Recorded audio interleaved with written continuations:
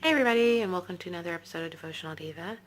I'm just getting ready for bed, and I was like, I need to do my Devotional Diva. So I have been enjoying the devotional from the YouVersion app, 1 Year Chronological Bible, and I am still in Genesis, which it jumps to like Chronicles and stuff like that too, but it is some scandalous stuff. But before I get into that, let me just say, may these words of my mouth and this meditation of my heart be pleasing in your sight, Lord, my rock, my redeemer. And I say that to remind myself that it's for the Lord's will I do this and not my own. But anyways, so I'm enjoying that, and it's so interesting because you think like, some people think like studying the Bible can be boring and stuff like that, but you're just like, we're not even out of Genesis, and it's scandalous from day one. They was running around buck naked in the Garden of Eden and didn't even know they was naked, and then found out they was naked because they did wrong and then went to hide themselves. They had kids, and one killed the other with a rock, and he was cursed for life, and just madness. It's like one of those soap operas. I'm at the part where Jacob is married to Rachel and Leah, and they go back and forth, and of course Jacob stole Esau's birthright, and then he had to leave before Esau killed him, and he got tricked into, he wanted to marry Rachel and then got tricked into marrying her sister, which he had worked 7 years to be able to marry Rachel, and then he got tricked into working another 7 years after that, and it's just like, oh my gosh.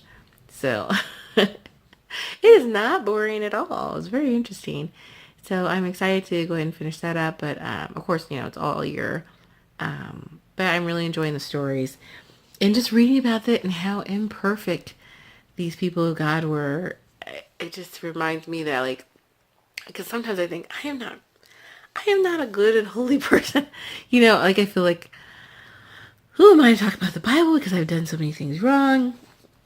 But I looked up some Bible verses on not being perfect and what the Lord says about that. And in Romans 3:23 it reads, "For all have sinned and fall short of the glory of God." And it's so true that none of us are perfect. Romans 3:10 says, "As it is written, there is no one righteous, not even one." So I have to remind myself that I am not perfect, but that's okay. I can still talk about the glory of God. And lastly, Mark 10:18 reads, "Why do you call me good?" Jesus answered, "No one is good except for God alone."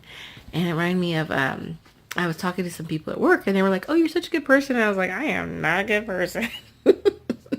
I try and I pray and I have done some good things, but I've also done bad things too.